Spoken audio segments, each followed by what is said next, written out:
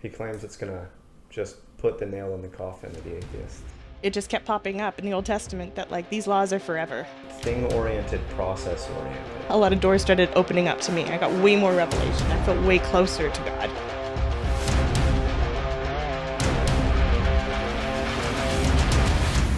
Hello, everyone, and welcome to the Kellan podcast. I'm here today with Kayla Parker. She is a coworker of mine, and she is a Christian. And I would like for her to tell us a little bit about her belief. Hi, everyone. Can I hear? Yes. Okay. Um, sorry, it's so awkward. It's okay. I'll cut that out. Okay. Maybe you want to start with a specific question? All right. What do you believe, Kayla? Very specific. So I am Christian, but I am a messianic Christian. I'm Torah observant. So what that means is that most Christians they celebrate Christmas and Easter and those sorts of things, but I don't. I celebrate the biblical feasts, so Passover and Hanukkah and stuff like this. Oh, okay. Yeah, but we we share Christian fundamentals. So yeah. And so, why is it that you observe the sort of the Jewish tradition, like the Torah tradition as well? Hmm. Um. So I had sort of a revelation in like 2020, um, and I was reading through the Bible. I had this goal of like reading through the Bible over and over and over again, right? And when I did that, it just kept popping up in the Old Testament that like these laws are forever, and they will be generation after generation until the end of time. And I thought, well, why is it then that everything changed so drastically when we get to the New Testament? Like if God doesn't lie and he says that something's forever, why would it change, right? And Hmm. so I took sort of like a scientific approach and I was like, well, I'll try it out, right? Because if you go in a certain direction and then you end up not being in the will of God, he'll let you know. The Holy Spirit will let you know. And you'll start to see like a lot of resistance popping up in your life, right? And so when I went down this road, um, I like to say that like I got a lot of green lights. A lot of doors started opening up to me. I got way more revelation. I felt way closer to God. And yeah, so that's why I stuck with it. That's amazing. That's amazing. I'm gonna move this mic just a little closer to my face so that I can kind of face you and still record my voice at the same time. Is it better to look at you or here?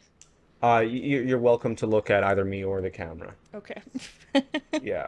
So, well, that's really interesting. And but what else about what else about your tradition is different from mainstream Christianity? um, so the big one, like I mentioned, are that we follow the biblical feasts, right?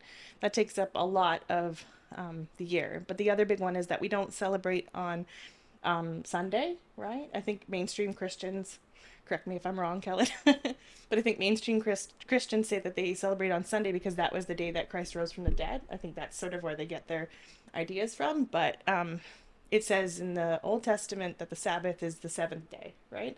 And so instead of celebrating on the first day, which is Sunday in the week, we celebrate on the seventh.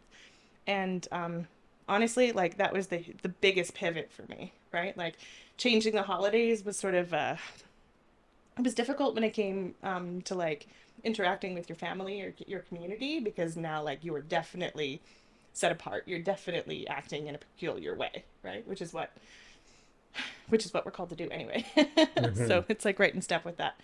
But yeah, so three things, I guess: keeping the feasts, keeping the Sabbath on the seventh day, and then also it's like trying to be Torah observant, right? And so what I find with a lot of Christian faiths is that they really subscribe to Paul in the New Testament. He wrote most of the New Testament, and it's got like this grace mentality, right? And the whole idea is that like we are not capable of getting to heaven in our own power, right? And so we need first of all, you need like Christ's sacrifice to get there, but also you need like God's grace for when we make those mistakes, right? And that sounds amazing, right? Because it's like it's so alluring in a way because it's like there's nothing in my power that I could do, right? But the Jewish side of it, and we have to remember that like Christ was a Jew, right? Is that it's important to keep the commandments and that there's like a sanctifying you go through like sanctification. What does that mean? Like it purifies you as you do this, as you walk it out. If that makes any sense. I absolutely agree with that. I do, and I think maybe Catholicism has more of an emphasis on that. I've heard that. Hmm. So other Protestant views tend more on the side of grace, and Yes. it's not in our own power at all. But Catholicism, there's more like there's both. There's Mm-hmm. you're saved by grace, but also you have to do the work in order to uh, you know, Absolutely. It's not like a get out of jail free card, which is the way that yeah, they, or some paint it like fire insurance, which I think is really crass.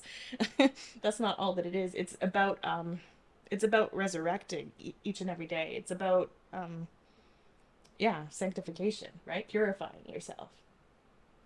And I think that following the commandments do that, and they also train your brain to start to discern what is truth and what is falsehood, right? Because if you compare everything to the word, which is what we're called to do, then you start to see that a little bit more. I think that like at this point in time, um it's like we've stepped Protestantism is like stepped out of grace and like into a state of hyper grace, right? To the point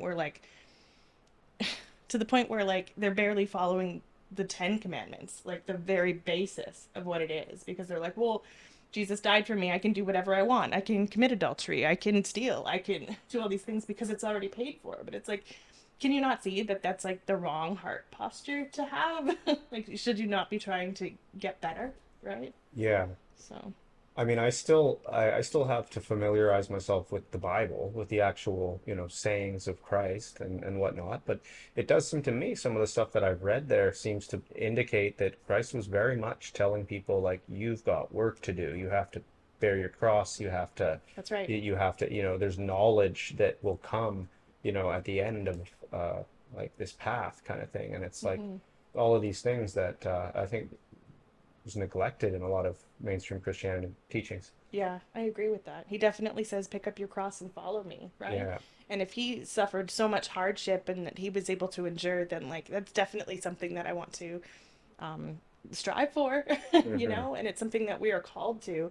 And what happens with the hyper grace mentality is that like they just want to be, that's rude to say. I don't want to say they, but it's like you just get very comfortable, in your sin and you're not, yeah, trying to better yourself.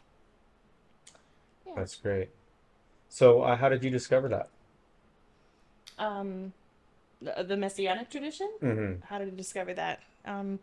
So in 2020, like I said, I was reading the Bible over and over again, um, and yeah, it just made a lot of sense to me, and so I started to like search out if there were any other teachers that were involved with this, and I found something called the Hebrew Roots movement. So Messianic Christendom is connected to the Hebrew Roots movement, Torah observant Christians, and there's another one. I don't remember the name of it right now. And so what I found fascinating about the Hebrew roots movement is that it was like really getting down to like the fundamentals of the faith because it was in its own language. It would be like if you're studying Buddhism, like in their language, right? And so, forgive me, I don't know which language. um, yeah, and so, yeah, I found out that like with the Hebrew language, it's sort of like it's a pictorial language, and so you can break down each word into its definition if you look at like the pictures and the meanings, right? Which I found completely fascinating, right? And I was like, oh, okay, well, we've kind of strayed from the meanings of this in like Protestantism. Like, how did we do that, right? And so I just went further down the rabbit hole.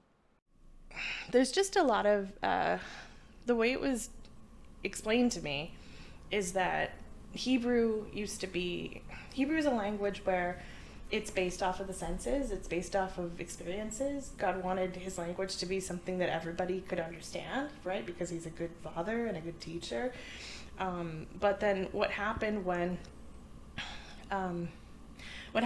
like the Greeks took over, or like the West really started developing, is that they took the language from Hebrew to Greek. And so what happens in Greek is that now you're starting to think more in the abstract, and things are like more generalized, and like love, for example, becomes like a feeling, something like ephemeral, something that you can't really grasp, right? But it's different in the Hebrew language. And so an example that I think of often is that Well, hold on. Explain how love is less ephemeral in Hebrew. because it comes down to like that one I don't know, but it comes down to the act of love, right? Like James in the New Testament would say, like, Jesus says, like, to love is to keep the commandments. Like, that's how he defines it, right? And you know how nowadays are always asking people to define their terms, right? Love is keeping the commandments, right? Like, that's what love is.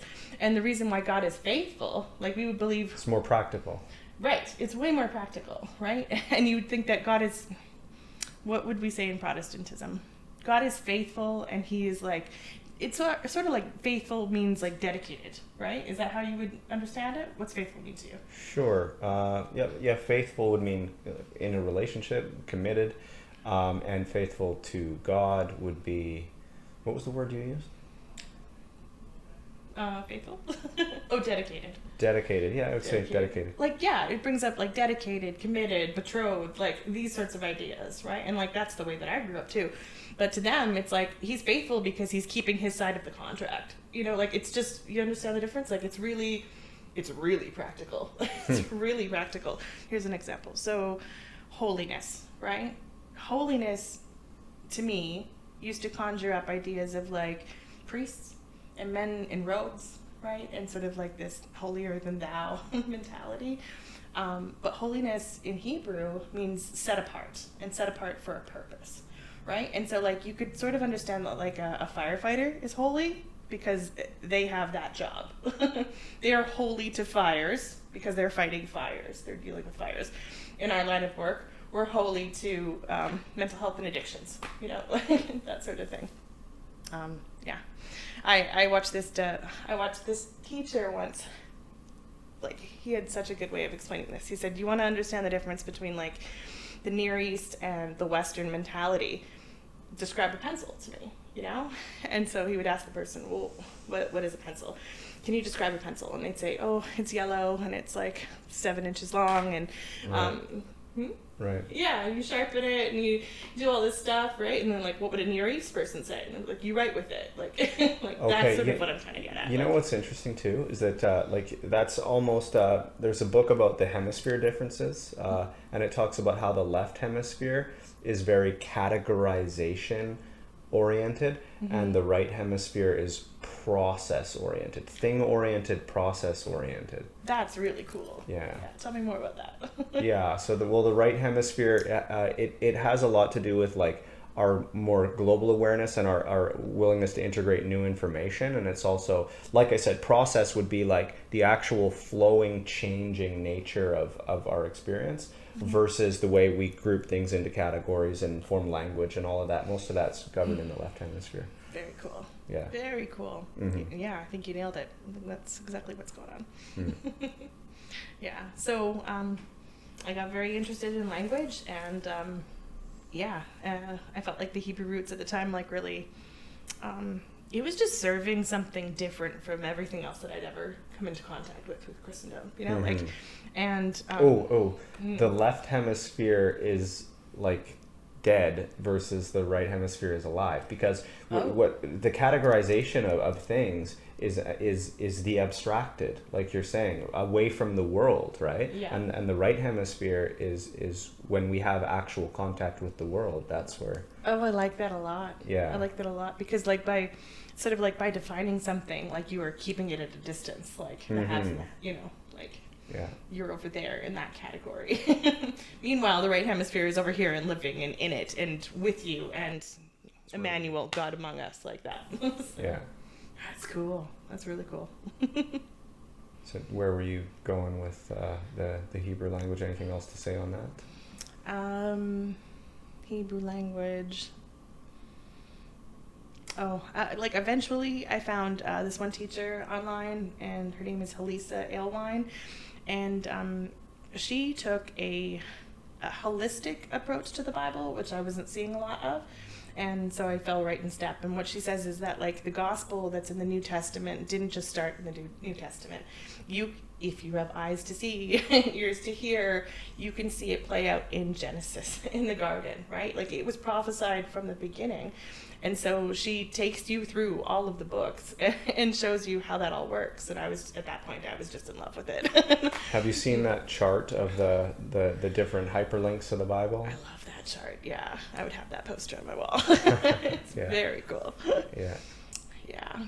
Another thing that sets us apart is that we do something called the Torah portions. And so we take the first 5 books of the Bible, and they take like 2 or 3 chapters per week, and like you intensely study those chapters, right?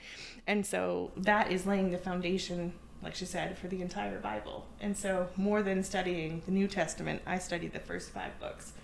And I think that Christ is right when he said that, like, he is the cornerstone. And when I was growing up, I thought the cornerstone was like the top because it's a corner, and if it's a pyramid, I don't know. But it's not. It's like the bottom corner, right? And that one needs to be level and foundational. It needs to be really secure in order for everything else not to just get all topsy-turvy and haywire, right? So I found that really interesting. That is interesting. Yeah, so we study the Torah portions. Cool. Throughout the year. Yeah. So what do you do, like, what are your daily sort of rituals? That's a bad word. Yeah. What are your daily practices? Okay. Daily practices. Scary. Okay. Entered the bubble. What are my daily practices? So I study the Torah portions, right? And so like I said, should I say that? I don't know. Why not? Okay. Oh, like I said, yeah, go ahead. I study the Torah portion every day, the same one for the whole week. And I try to listen to the Holy Spirit and see, what pops up. Right now, in the last year or so, I've sort of switched it up, and I started including this Jewish practice called the Musar, which I really enjoy. And it's talking about, like, developing certain soul attributes, and like we were saying, like, it's about practicing something. And so along with the Torah portions, they will highlight something that they think that the Torah portion reflects. So last week, for example, it was the soul attribute of generosity, right? And so with that in mind, I kind of approach the week, and I'm like, is there ways to be generous? Is there lessons I can learn? Like, and the idea of Musar is that, like, well, you were a martial artist and I never was, but it's like disciplining yourself, right? Like, if I practice for 7 days generosity, if I have that at, like, the forefront of my mind, then when I'm called to use it, right, it'll be exercised, it will be strengthened, it will be there, it will be a tool that I have, right? And so we rotate through those things. So Torah portions, Musar.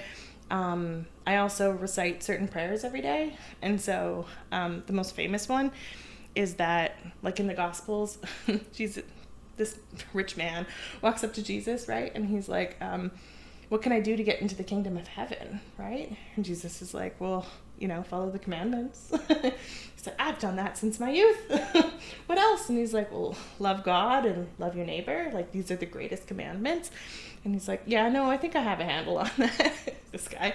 And so it says that, like, Jesus sort of peered, it doesn't say this, I'm inferring, but Jesus peered into him, and he was like, give away your riches to the poor, right? And they say, our interpretation of it is that he, like, saw what this man was lacking, like, he had so much wealth, he had so much pride, maybe, he had so much, and so he had to give away what he had in order to get to the next level, right?